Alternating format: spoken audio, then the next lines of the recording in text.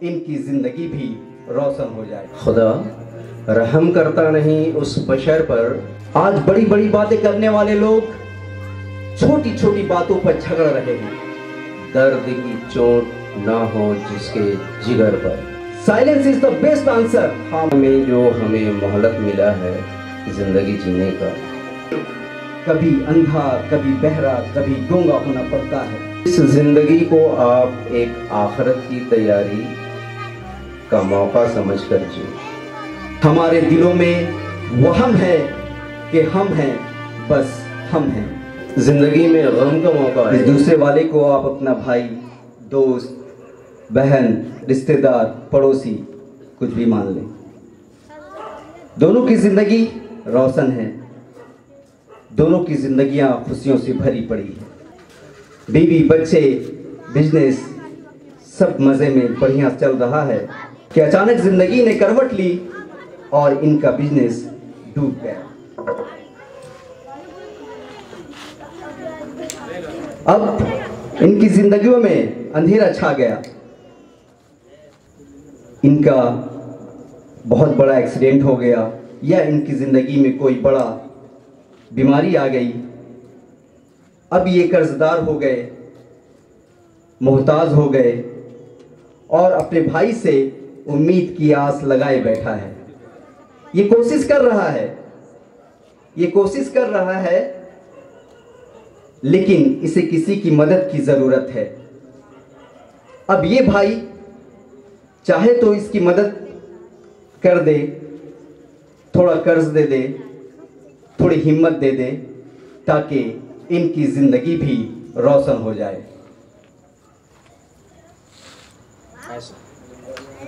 بس جانتے ہیں نا، کسی کو ڈوبتے ہوئے کو تنکے کے سہارا ہے بہت۔ بس اس کی تھوڑی سی مدد سے اس کی بھی زندگی روشن ہو گئی۔ نبی صلی اللہ علیہ وسلم نے ارشاد فرمایا، تم میں سب سے بہترین انسان وہ ہے جس کا اخلاق سب سے اچھا ہو۔ آج ہمارا اخلاق اچھا نہیں، جس کی وجہ سے ہمارے رشتے بھی اچھے نہیں۔ آج ہمارے رشتے ناتے اس طرح ٹوٹ رہے ہیں جیسے درخت سے پتے، اور رشتے ناتے توڑنے والوں پر اللہ نے لعنت بھیجی ہے۔ اگلی لائن جو میں کہنے جا رہا ہوں، معافی چاہتا ہوں لیکن یہ تلخ حقیقت۔ آج رشتے ناتے توڑنے میں جو سب سے اہم رول، مکھیہ بھومکا، مین رول جو ادا کر سچائی ہے۔ آج بھائی کو بھائی سے لڑانے والی عورت ہے، بھائی کو بہن سے جدا کرنے والی وہ عورت ہی ہے، ماں کو بیٹے سے الگ کرنے والی وہ بھی ایک عورت ہے۔ گھروں کو جنت بنانے کے بجائے آپ لوگوں نے جنگ میدان بنا دیا۔ ایک بار پھر سے معافی چاہتا ہوں لیکن آپ غور کریں گے تو سچائی یہی، اکثر و بیشتر عورتیں یہی رول ادا کر رہی ہیں، الا ماشاءاللہ۔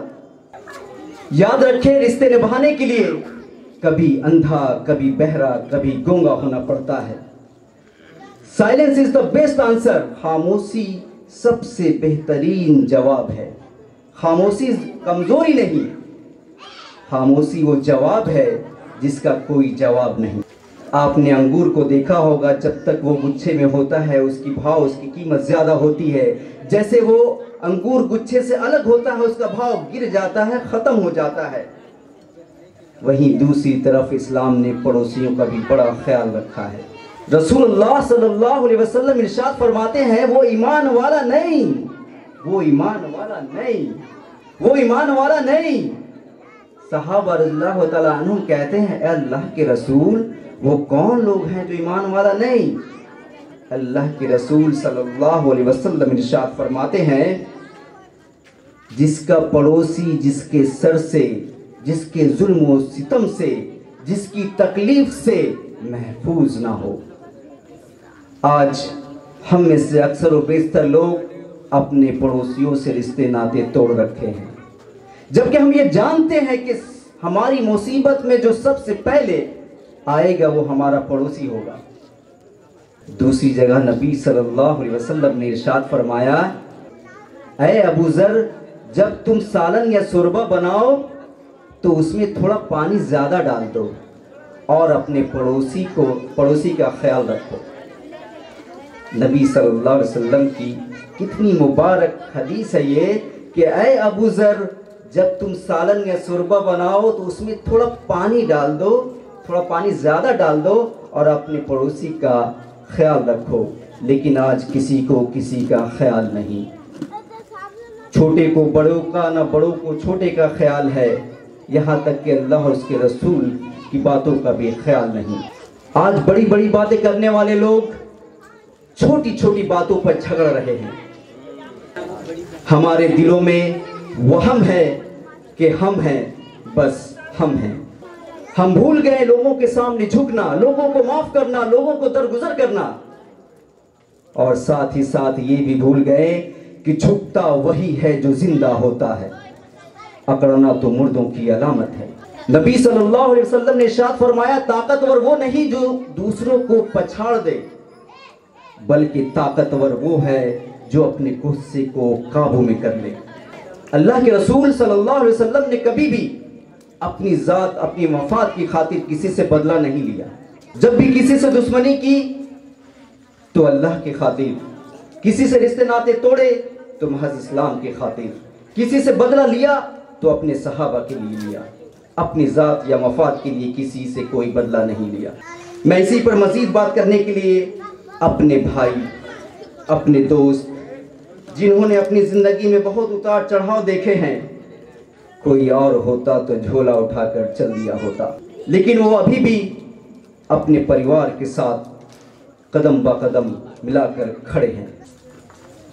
وہ حضرت، وہ شخصیت جناب محمد ظہیر عباس صاحب ہیں، جنہیں میں اس سیر کے ساتھ دعوت اسٹیج دے رہا ہوں۔ بڑے ہی ادب و احترام کے ساتھ میں نے اس اسٹیج پر آنے کی دعوت دیتا ہوں۔ دل سے جو بات نکلتی ہے اثر رکھتی ہے، دل سے جو بات نکلتی ہے اثر رکھتی ہے، پر نہیں مگر طاقت پرواز رکھتی ہے۔ جناب محمد ظہیر عباس صاحب، جتنی نالج ان کو ہے ان کے آگے میں کہیں بھی نہیں۔ بس جس موضوع کے لیے انہوں نے مجھے چنا یا کچھ کہنے کے لیے اسٹیج کی شیئر کی، میں ایک شعر عرض کر رہا ہوں اسی موضوع کے لیے کہ خدا رحم کرتا نہیں اس بشر پر، خدا رحم کرتا نہیں اس بشر پر، درد کی چوٹ نہ ہو جس کے جگر پر، خدا رحم کرتا نہیں اس بشر پر، درد کی چوٹ نہ ہو جس کے جگر پر، کرو مہربانی تم اہل زمیں پر، خدا مہرباں ہوگا عرش پریں پر۔ میرے بھائی، میرے دوست اور میرے نوجوان،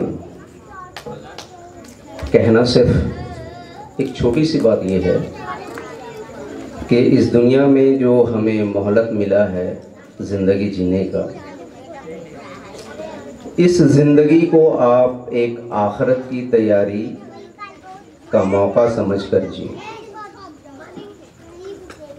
زندگی میں کوئی بھی وقت ہو، کوئی خوشی کا ہو یا کوئی غم کا ہو، جب بھی زندگی میں غم کا موقع آئے یا کوئی اسٹرگل کا اس طرح کا ہو تو وہاں پہ آپ صبر رکھیں اور بھائیوں کا ساتھ دیں۔ السلام علیکم ورحمۃ اللہ وبرکاتہ۔